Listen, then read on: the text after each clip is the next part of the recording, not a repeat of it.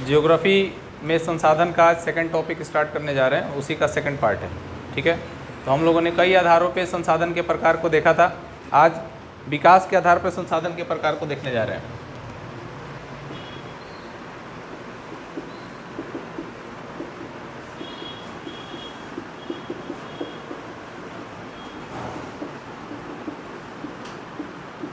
तो विकास के आधार पर संसाधन 4 प्रकार में डिवाइड किया गया है।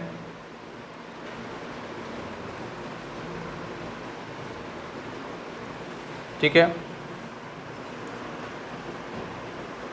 एक है संचित संसाधन,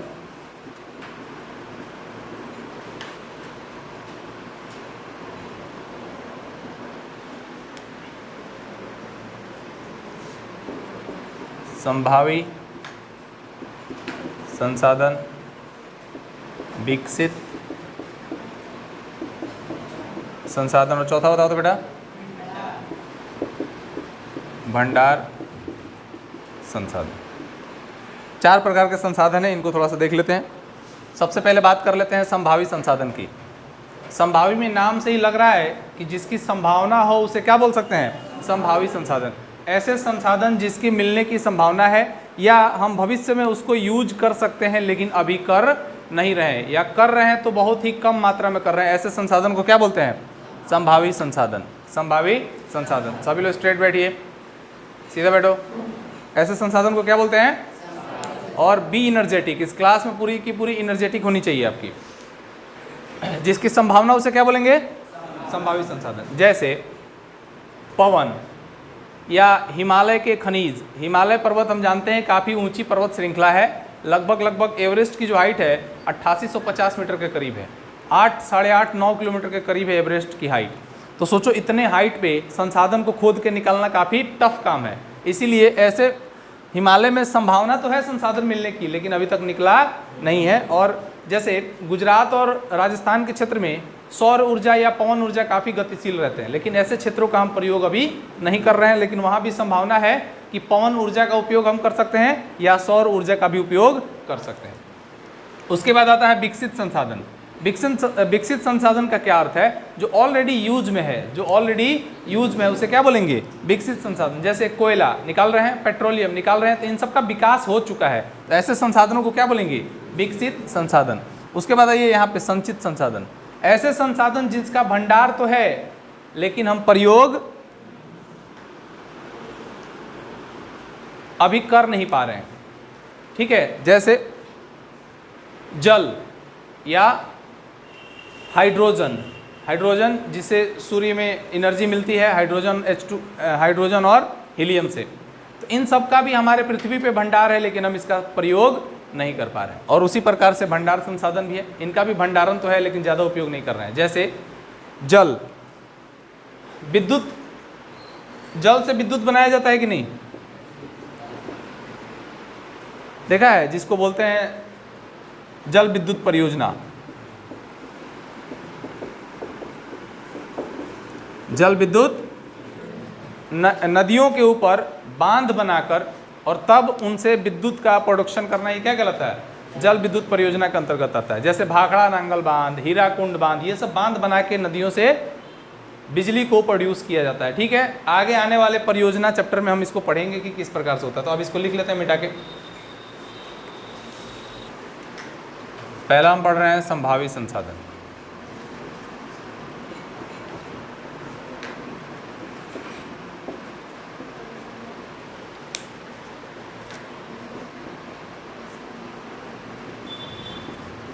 किसी विशेष क्षेत्र में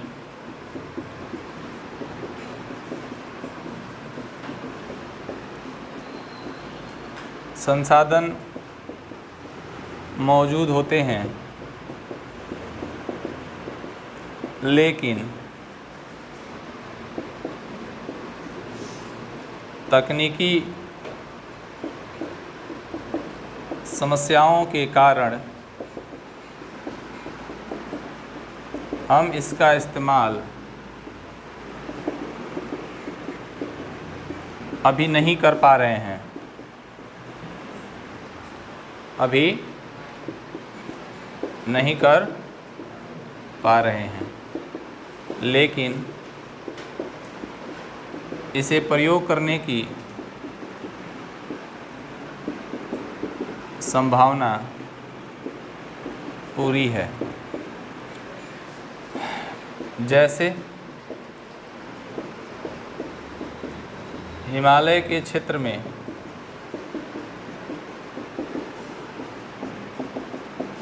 संसाधन या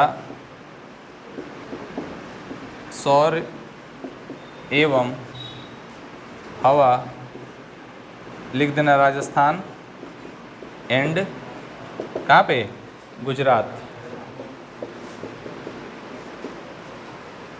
संसाधन। ठीक है, अब सेकंड लिखते हैं इसको। दूसरा है विकसित संसाधन।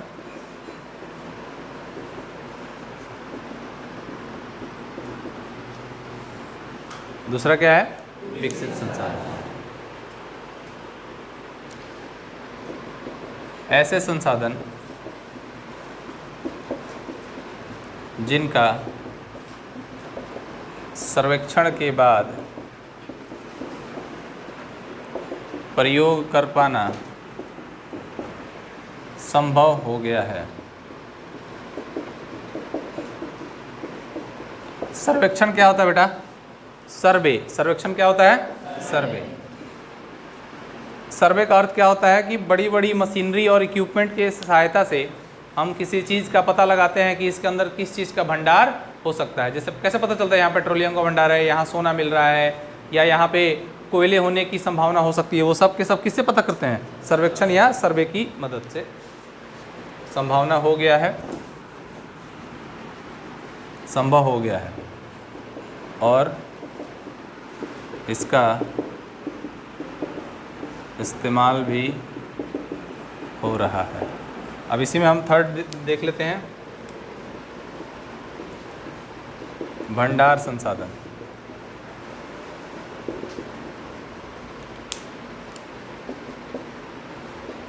मनुष्यों के प्रयोग हेतु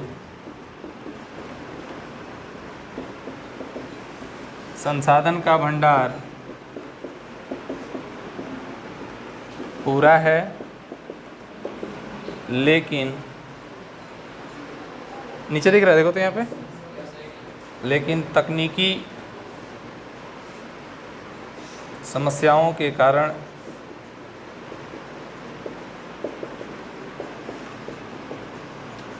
अभी इसका उपयोग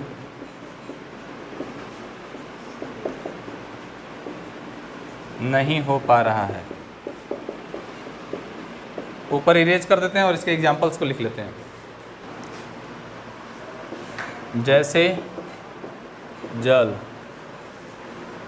जैसे जल। जल हाइड्रोजन और ऑक्सीजन का क्या है, मिक्सअप है। इसमें असीम शक्तियाँ छिपी हुई हैं, लेकिन इसका उपयोग तकनीकी के अभाव में हम अभी नहीं कर पा रहे हैं। चौथा है संचित। संचित हो गया ना बेटा, संचित नहीं पढ़ा है, अच्छा। संचित कोष संसाधन, ये और कुछ नहीं बल्कि इसी क्या नाम है इसका, अभी पढ़ा है जो, भंडार संसाधन का ही पार्ट है।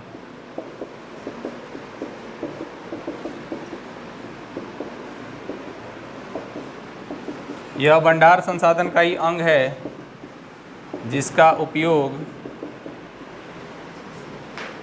तकनीकी सहायता से किया जा सकता है।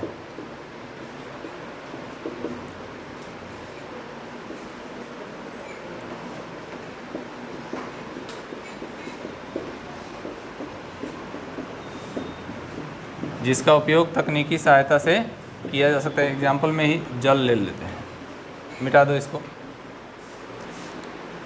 आगे बात करेंगे संसाधनों का संरक्षण।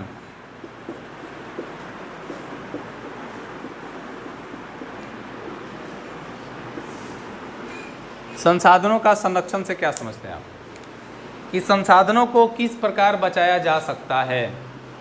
हमने कहा था कि संसाधन दो प्रकार के होते हैं, नवीकरणीय और अनवीकरणीय।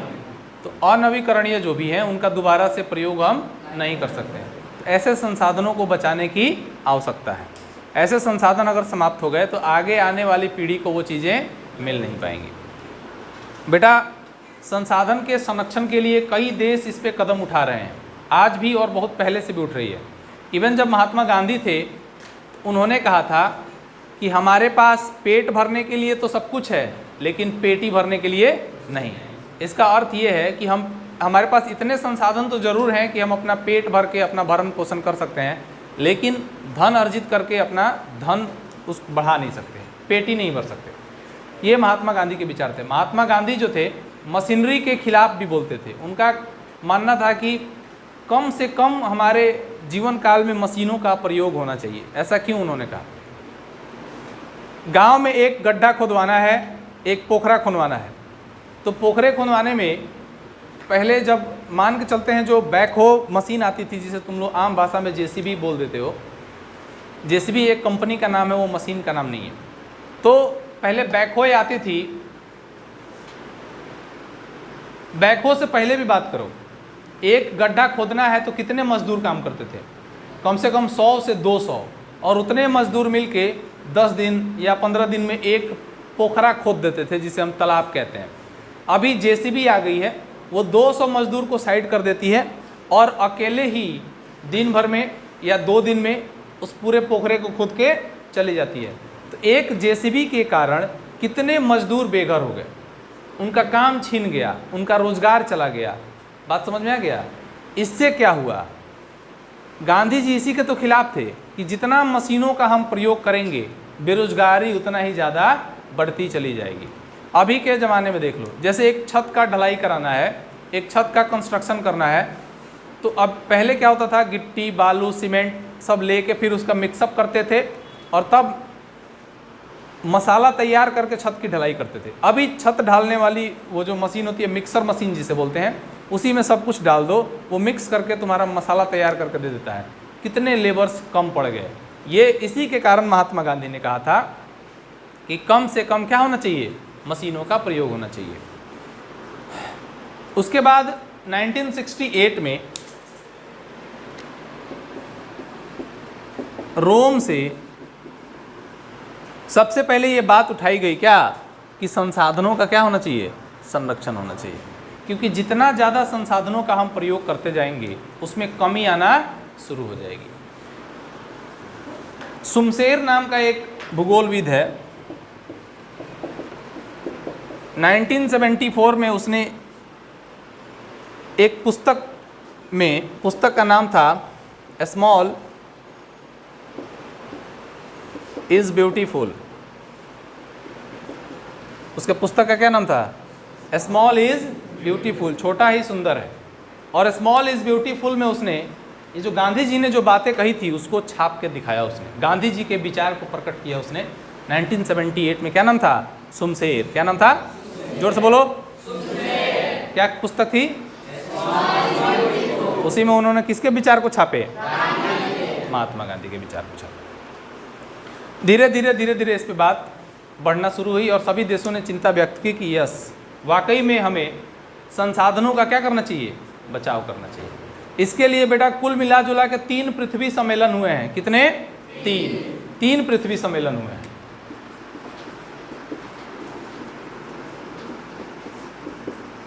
अब पृथ्वी सम्मेलन क्या होता है? पूरे पृथ्वी पर जितने भी संसाधन मौजूद हैं, स्टैंड अप, खड़े रहो, तुम्ही को कह रहा हूं, हाँ यस यू।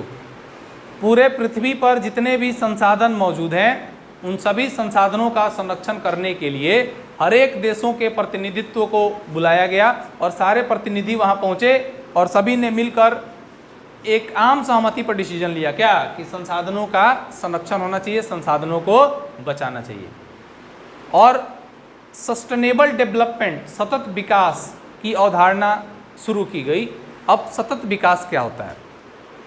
जैसे हमारे जो पूर्वज थे, उनके समय भी कोयले का भंडार था, पेट्रोलियम का भंडार था, नीचे संचित जल था। उन्होंने क्या किया? सारा पेट्रोलियम कोयला ख़त्म कर दिया गया।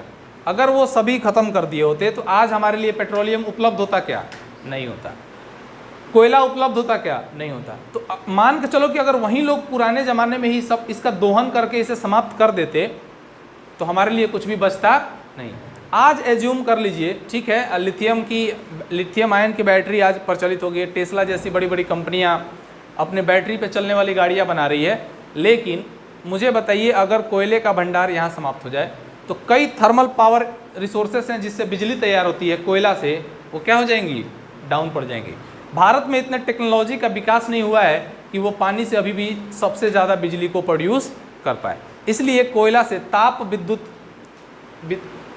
विद्युत जिसको बोलते हैं थर्मल इलेक्ट्रिसिटी प्रोडक्शन जो होता है कोयला से ही होता है। अभी हाल ही में हमने देखा था कि झारखंड में कोयले के भंडार में पानी भर गया था ज़्यादा वर्षा होने के कारण, तो कहा क्या जा रहा था कि सभी जगह लाइट काटी जाएगी थोड़े थोड़े समय के लिए, और काटी भी जा रही थी। इसके पीछे का क्या है? सोचो कि कोयले के खान में केवल पानी भरने से इतनी समस्या आ गई, सारी की सारी कोयला समाप्त हो जाए तो बिजली की समस्या उत्पन्न हो जाएगी। ये जो आप पंखे की हवा में बैठ रहे हैं, लाइट में पड़ रहे हैं, ये सारी समस्याएं फिर से पैदा शुरू हो जाएगी। दूसरा चीज़ कि अगर पेट्रोलियम ख़त्म हो गया पूरी तरीक़े से तब क्या समस्या आना शुरू हो जाएगी। कितने लोगों के पास अभी इलेक्ट्रिक बाइक से, हाथ उठाइए, स्कूटर या कोई भी बाइक जो बैटरी से चलती हो, किसके घर है? किसी के घर नहीं है। अभी इतने लोगों में किसी के घर नहीं है। मतलब गांव में एक आध मिल सकता है, लेकिन अभी सबके घर पेट्रोल और डीजल से चलने वाली गाड़ियां हैं, है कि नहीं? कोई बाइक होगा वो पेट्रोल से चल रहा होगा, या कोई 4 व्हीलर्स होंगे वो डीजल या पेट्रोल दोनों से चल सकते हैं। तो इस प्रकार की है। अब सोचो पेट्रोल ख़त्म हो जाए तो ये सारी गाड़ियाँ कहाँ जाएंगी? सब कबाड़ हो जाएंगी। इसका कौन पूछेगा? कैसे चलेंगी ये? तुम खुद सोच के देखो, पेट्रोल और डीजल समाप्त हो गई, क्या होगा इनका? क्या होगा इनका?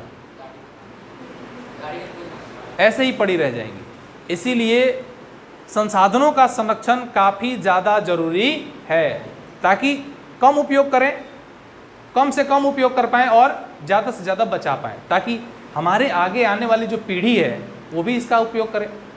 जैसे हमारे लिए हमारे पूर्वजों ने छोड़ा ना यूज़ करने के लिए, वैसे हमको भी छोड़ना पड़ेगा आगे आने वाले पीढ़ी के लिए। और इसी प्रोसेस को क्या बोलते हैं? सस्टेनेबल डेवलपमेंट, सतत विकास। सबका विकास हो और आगे के लिए कुछ छोड़ा जाए। बात समझ में आया? तो इस प्रकार से हम इसको देख सकते हैं। अब 5 जून को पर्यावरण दिवस मनाया जाता है। कितने तारीख को? 5 जून। पर्यावरण दिवस मनाने के भी पीछे क्या कारण है? ताकि लोगों में जागरूकता फैलाई जाए कि भाई इन्वायरमेंट को भी हमें बचाना है, पर्यावरण को भी सुरक्षित रखना है। स्टॉकहोम में 1972 में 1972 में स्टॉकहोम बेटा स्वीडन की राजधानी है। किसकी? स्वीडन की राजधानी है स्टॉकहोम। और स्वीडन विश्व के मैप में यहाँ देखो पड़ता है, ये है स्वीडन, दिख रहा है? नॉर्वे, स्वीडन, फिनलैंड और स्वीडन में ही आता है कौन सा? स्टॉकहोम। तो 1972 में स्टॉकहोम में एक मीटिंग हुई थी और तब डिसीजन लिया गया। और ये मीटिंग कितने तारीख को हुई थी? 5 जून को। कब हुई थी? और इसी डेट पे डिसीजन लिया गया कि हम पूरे विश्व में अंतर्राष्ट्रीय पर्यावरण दिवस मनाएंगे। कैसा? अंतर्राष्ट्रीय पर्यावरण दिवस। अंतर्राष्ट्रीय पर्यावरण दिवस मनाया जाएगा। Sit down. अंतर्राष्ट्रीय पर्यावरण दिवस मनाया जाएगा। कहाँ पे? स्टॉकहोम। कहाँ पे? कहाँ पे? स्टॉकहोम कहाँ पड़ता है? जोर से बोलो। कितने तारीख को? टोटल कितने पृथ्वी सम्मेलन हुए हैं? कितने? 3। पहला पृथ्वी सम्मेलन हुआ था रियो डी जेनेरियो में। इसको इरेज करो, फिर लिखते हैं कुछ। तो प्रथम पृथ्वी सम्मेलन के बारे में हम थोड़ा सा देखते हैं।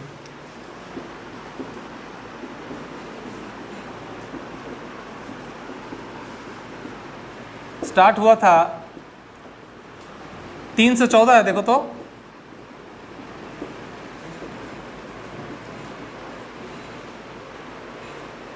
प्रथम पृथ्वी सम्मेलन 3 से 14 जून 1992, मतलब 3 तारीख को शुरू हुआ था। कितना दिन चला? 14 दिन चला। कितना दिन चला? 11 दिन। और 14 तारीख को ये पृथ्वी सम्मेलन क्या हो गया? समाप्त हो गया। 1992 की घटना है। और उसमें सभी देशों को कहा गया कि आप आइए जैसे मान के चलो कि यहाँ पे अभी हर एक गांव के लोग यहाँ पे शामिल हैं। अब हम कहते हैं कि भाई हमारे सभी गांवों में कचड़े की प्रॉब्लम बड़ी ज़्यादा से बढ़ रही है, कचड़ा ज़्यादा बढ़ रहा है। मान लो पड़ोसी क्षेत्र में भी बढ़ रहा है, वहाँ बीमारी फैलेगी तो हमारे भी गांव में बीमारी फैलने का क्या हो सकता है, खतरा मंडरा सकता है। तो हम ये कहते हैं कि एक काम कीजिए, एक जगह पे सभी लोग आ जाओ, सभी गांव के कुछ न कुछ लोग आओ और एक जगह पे बैठते हैं, मीटिंग करते हैं कि किस प्रकार से इस कचड़े को समाप्त किया जा सकता है। तो तुम सभी लोगों को जब हमने कह दिया कि भाई इतने तारीख को आइए, बैठ के मीटिंग करेंगे, तो ये तारीख कौन से डिसाइड की गई थी, 3 से 14 जून। अच्छा, मीटिंग कोई ना कोई जगह पे होगा कि नहीं, तो वो जो जगह था वो था रियो डी जेनेरियो। क्या जगह था, रियो डी जेनेरियो। बेटा रियो डी जेनेरियो ब्राज़ील में पड़ता है। कहाँ पे, ब्राज़ील में पड़ता है। यहाँ देखो ये है ब्राज़ील, और ब्राज़ील का सबसे अंतिम छोर है रियो डी जेनेरियो। क्या लिखा है, रियो डी जेनेरियो। तो रियो डी जेनेरियो जो है ब्राज़ील में था और सभी लोगों को बोला गया कि आप यहाँ पे आइए, सभी देश के प्रतिनिधि वहाँ जाते हैं। टोटल 178 देशों ने इसमें कितना भाग लिया था, कितना देशों ने, 178 देशों ने इसमें भाग लिया और एक समझौता हुआ। समझौते में एजेंडा 21 या कार्यक्रम 21 के नाम से भी जिसको जानते हैं, कार्यक्रम 21 या इसी को बोलते हैं एजेंडा 21। मतलब इसमें टोटल कितने कार्यों को लिया गया, 21 कार्यों को, 21 कार्यों का डिसीजन हुआ। 800 पेज की एक लिस्ट बनी। कितने पेज की, 800 पेज की एक लिस्ट बनी और कहा गया कि ये एजेंडा 21 पे ही हमें काम करना है। और इस प्रकार से प्रथम पृथ्वी सम्मेलन जो रियो डी जेनेरियो में हुआ था संपन्न हुआ। बात समझ आ गया। तो रियो डी प्रथम पृथ्वी सम्मेलन से 3 क्वेश्चन पूछेगा।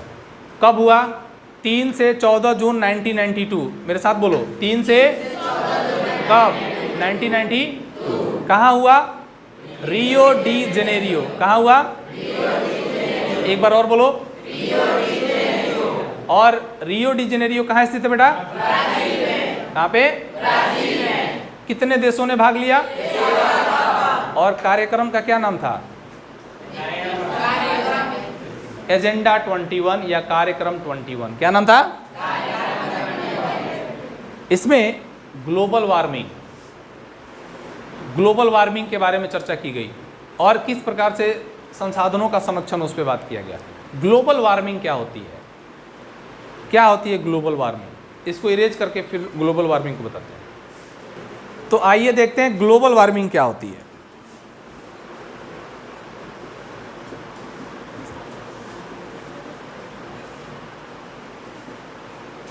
ग्लोबल वार्मिंग, वार्म का मतलब होता है गर्म। वार्म का मतलब क्या होता है बेटा, वार्म का मतलब क्या होता है, कूल का मतलब। तो ग्लोबल का अर्थ होता है जो एक देश नहीं बल्कि कई देशों में फैल जाए, उसको क्या बोलेंगे, ग्लोबल।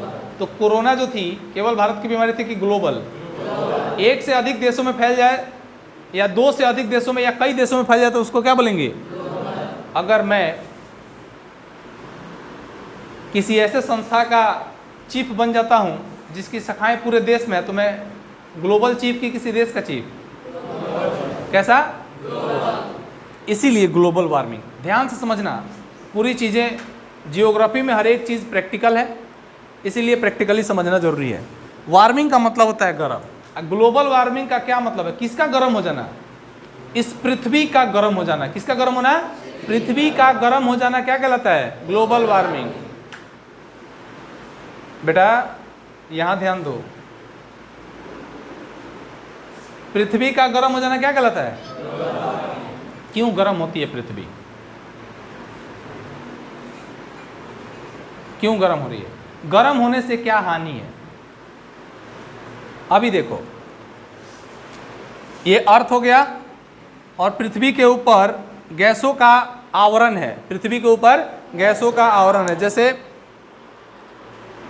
ये पृथ्वी हो गई, तो ये पृथ्वी के चारों ओर क्या है, गैस भरा हुआ है। पृथ्वी के चारों ओर क्या है, हम जिस समूह में बैठे हैं ये भी गैसीय समूह है, नहीं तो ऑक्सीजन कहाँ से ले रहा है, तो कार्बन डाइऑक्साइड क्यों छोड़ रहा है। तो ये क्या है, हमारे आसपास क्या भरी हुई है, गैस भरी हुई है। तो पृथ्वी के ऊपर गैसीय आवरण है, उसी में एक गैस है कार्बन डाइऑक्साइड। क्या है, CO2। उसके बाद CFC, लेकिन ज़्यादा कारगर है कार्बन डाइऑक्साइड। हम सांस छोड़ते वक्त किसको छोड़ते हैं? कार्बन डाइऑक्साइड को।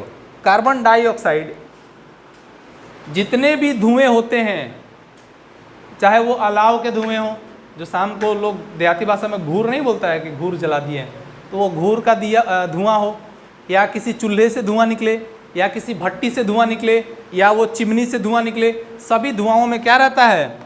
CO2, कार्बन डाइऑक्साइड की मात्रा रहती है। बेटा यही कारण है कि ज़्यादा धुएं वाले क्षेत्र में तुम चले जाओगे तो तुम्हें सांस लेने में क्या होती है? तकलीफ होना शुरू होती है, लगता है कि सांस दम फूल रहा है। क्यों? क्योंकि तुम हैबिचुअल है ऑक्सीजन लेने का, तुम क्या लेने लगा?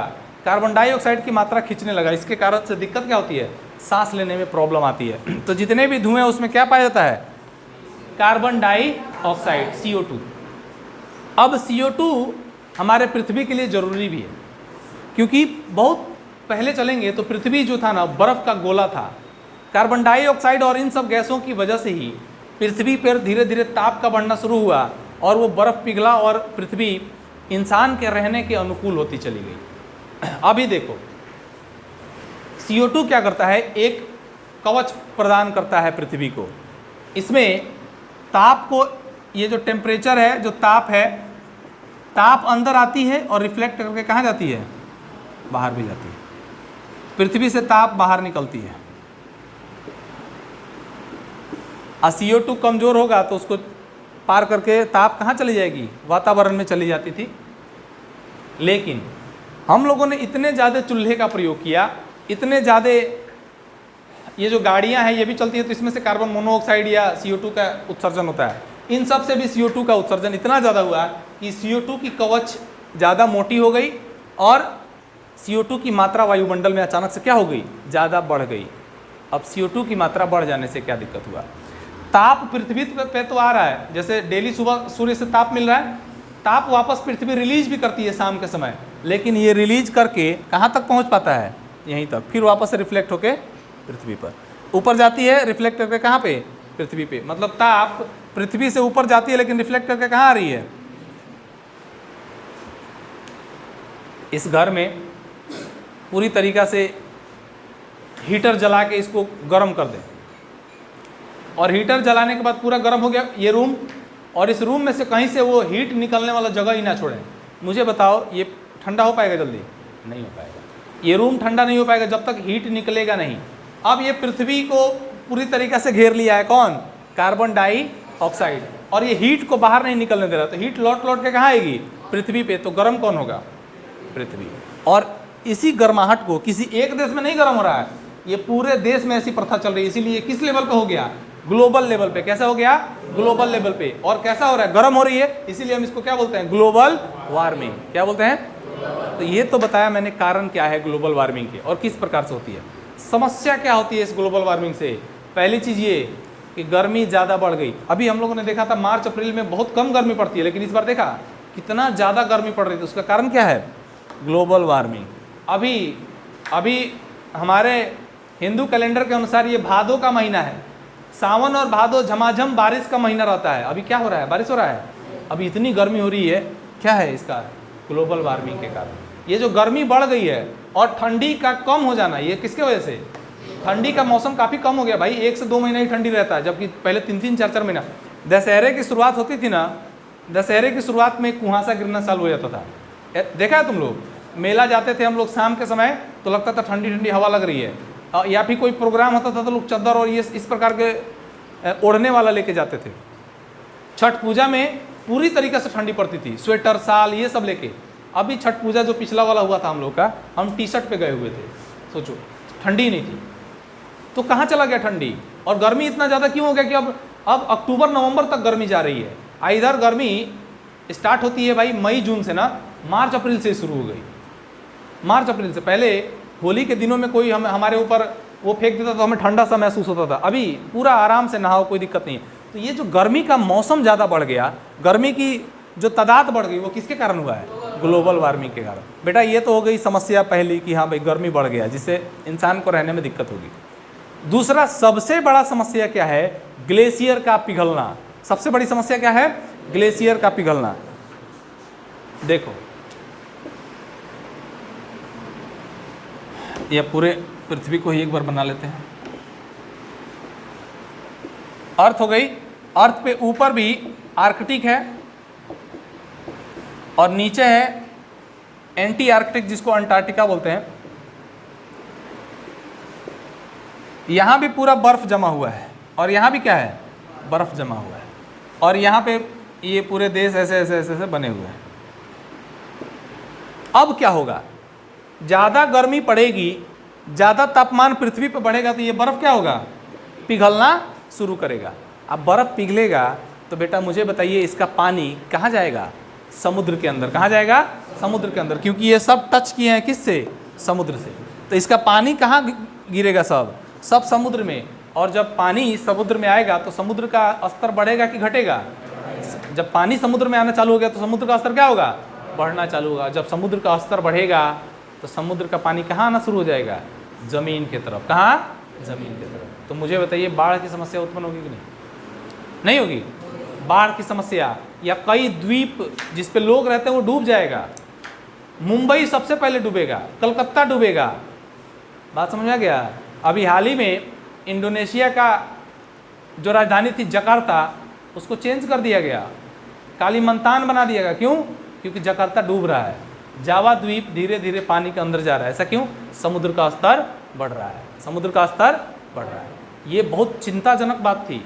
सारे भाई समुद्र का स्तर बढ़ेगा तो केवल भारत में बढ़ेगा, समुद्र तो पूरे जगह फैला हुआ है, तो सब समुद्र का स्तर बढ़ेगा। और समुद्र का स्तर बढ़ना मतलब, अब मान के चलो इधर दिख रहा है, देखो तो, मान के चलो कि इस प्रकार से ये ज़मीन होगी, ठीक है, और समुद्र का पानी पहले यहाँ तक भरा हुआ था।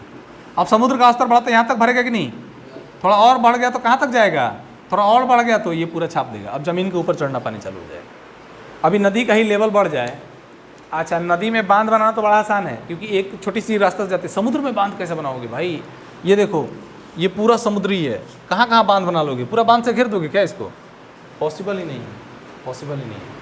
इतनी बड़ी समस्या है। कौन, ग्लोबल वार्मिंग। ग्लोबल वार्मिंग को रोकने के लिए CO2 को कम करना क्या था, काफ़ी ज़्यादा जरूरी था। इसका एक एक उपाय है, क्या, कार्बन डाइऑक्साइड को कम कर दो, इसकी आवरण कम हो जाएगी, जो हीट पृथ्वी पर रुक रही थी वो कहाँ निकलना चालू हो जाएगी, पृथ्वी के बाहर जाना शुरू कर देगी। इससे पृथ्वी फिर से पहले जैसे सिचुएशन में आना चालू हो जाएगा।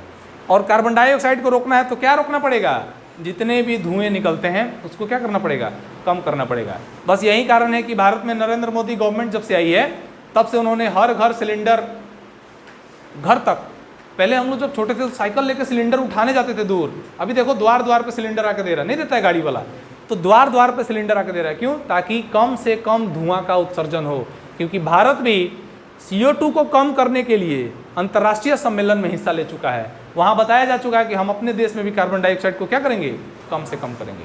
क्योंकि सभी देश मिलकर कार्बन डाइऑक्साइड को कम करेंगे तभी तो पूरे क्षेत्र में कार्बन डाइऑक्साइड कम होगा।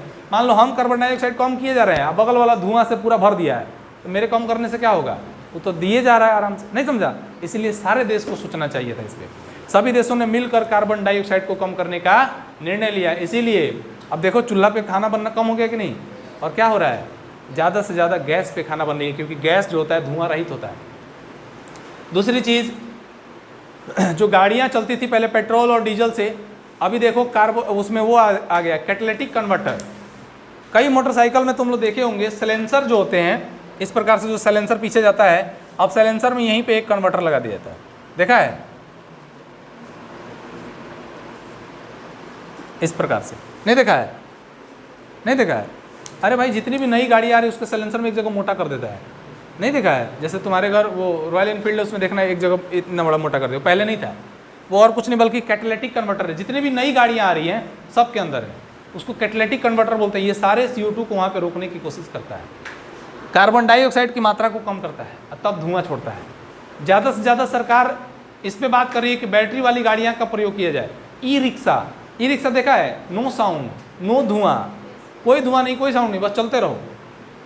ई रिक्शा का प्रयोग करिए, इससे भी क्या होगा, कार्बन डाइऑक्साइड कम होगा। तो मुझे उम्मीद है कि आपको कार्बन डाइऑक्साइड वाली प्रॉब्लम जो है ग्लोबल वार्मिंग समझ में आ गई होगी, ठीक है। तो जिन चीज़ों को हम चर्चा कर रहे थे अब उनको हम लोग लिख लेते हैं। तो पहला अपना हेडिंग रहेगा प्रथम पृथ्वी सम्मेलन।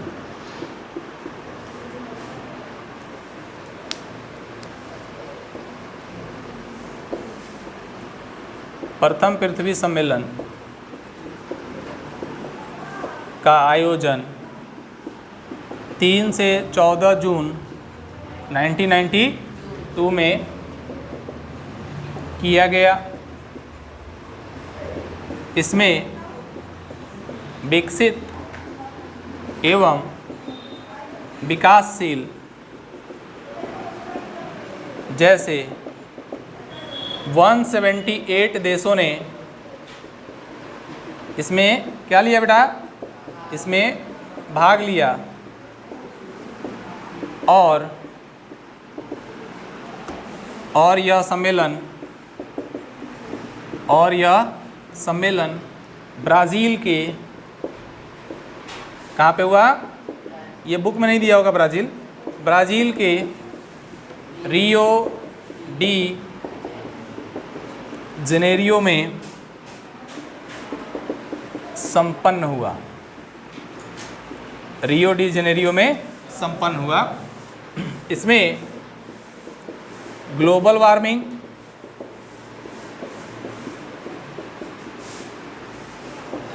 जैव विविधता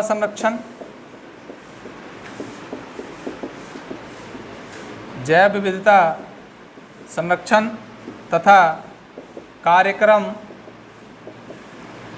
या एजेंडा, कार्यक्रम 21 की बात हुई। एक लाइन और लिखेंगे मिटा के, उसके बाद लिखेंगे कार्यक्रम 21 800 पृष्ठों का एक घोषणा पत्र है, जिसके माध्यम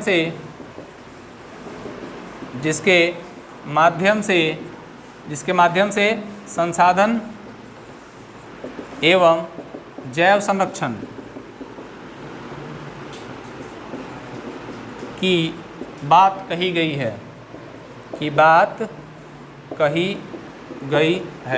ठीक है, अब इरेज करके द्वितीय पृथ्वी सम्मेलन को लिखते हैं।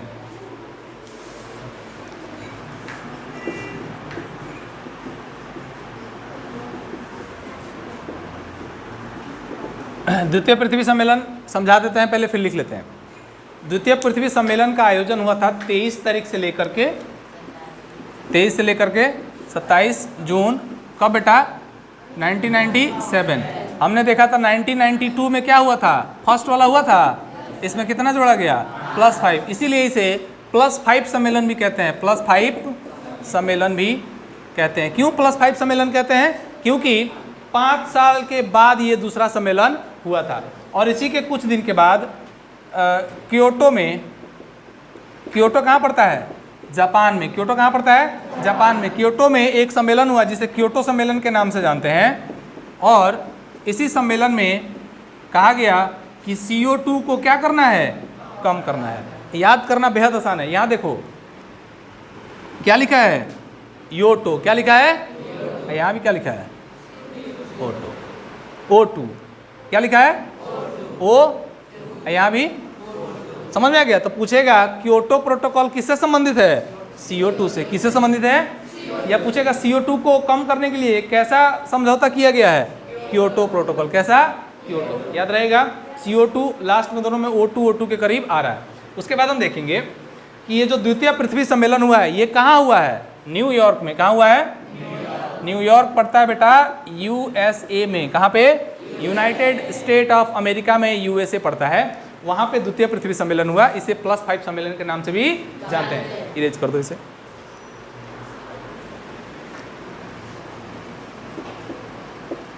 द्वितीय पृथ्वी सम्मेलन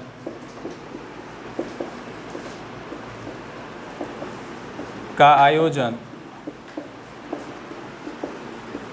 प्रथम पृथ्वी सम्मेलन के मूल्यांकन के लिए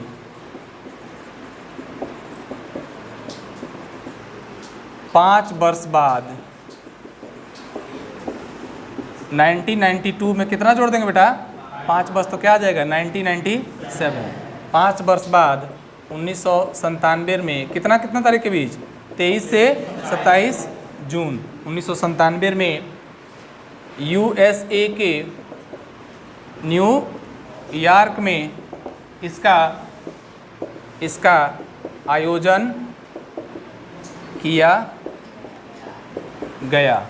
इसका आयोजन किया गया। इसे और किस नाम से जानते हैं? इसे +5, क्या बोलेंगे?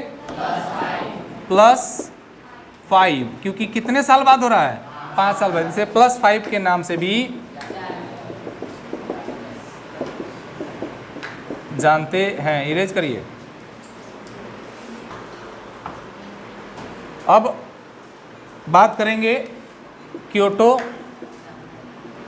सम्मेलन की। किसको बचाने के लिए किया गया है? पृथ्वी को बचाने के लिए। किससे? ग्लोबल वार्मिंग से। लिखेंगे क्योटो सम्मेलन का आयोजन दिसंबर 1997 में जापान में, कहाँ पे बेटा? क्योटो पे। जब क्योटो जगह का ही नाम है, जापान में किया गया, जिसमें ग्लोबल वार्मिंग को कम करने के लिए, ग्लोबल वार्मिंग को कम करने के लिए कार्बन डाइऑक्साइड, हाइड्रोफ्लोरोकार्बन, क्लोरोफ्लोरोकार्बन या मीथेन जैसे गैसों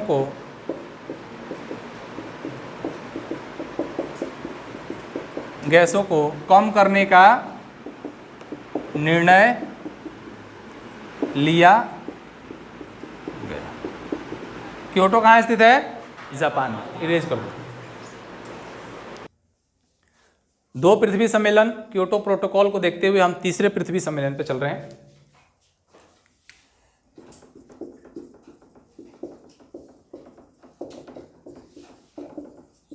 कब शुरू हुआ? 24 अगस्त। 26 अगस्त से लेकर 4 सितंबर तक। कब? 2002 में। जगह था जोहान्सबर्ग। कहाँ पे? और ये कितने साल के बाद हो रहा है बेटा? पहला पृथ्वी सम्मेलन के 10 साल के बाद। पहला पृथ्वी सम्मेलन के 10 साल के बाद और दूसरे पृथ्वी सम्मेलन के 5 साल के बाद। ठीक है, तो इसमें यही लिखेंगे कि प्रथम पृथ्वी सम्मेलन के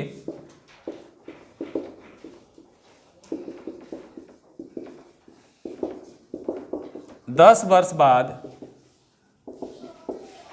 तृतीय पृथ्वी सम्मेलन हुआ। तृतीय पृथ्वी सम्मेलन हुआ जो 26 अगस्त से 4 सितंबर तक जोहान्सबर्ग में संपन्न हुआ। जोहान्सबर्ग में संपन्न हुआ। एक पॉइंट और लिख लेंगे बेटा, इसको मिटा देता हूं मैं।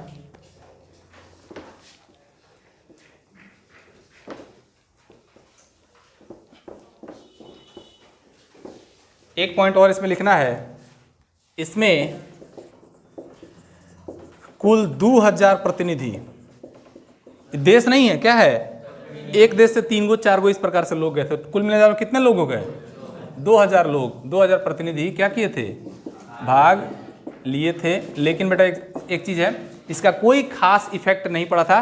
तृतीय पृथ्वी सम्मेलन कोई प्रभावी नहीं हो पाया था। ये ध्यान रखने वाली बात है। तो इस प्रकार से हम लोगों ने देखा कि संसाधन क्या होते हैं, कितने प्रकार के हो सकते हैं और संसाधनों के बचाए जाने के क्या क्या उपाय अपनाए जा सकते हैं। ठीक है, तो आज की क्लास हमारी यहीं पे संपन्न होती है। कल की क्लास में हम आगे की चर्चा करेंगे। सभी को थैंक यू फॉर वॉचिंग।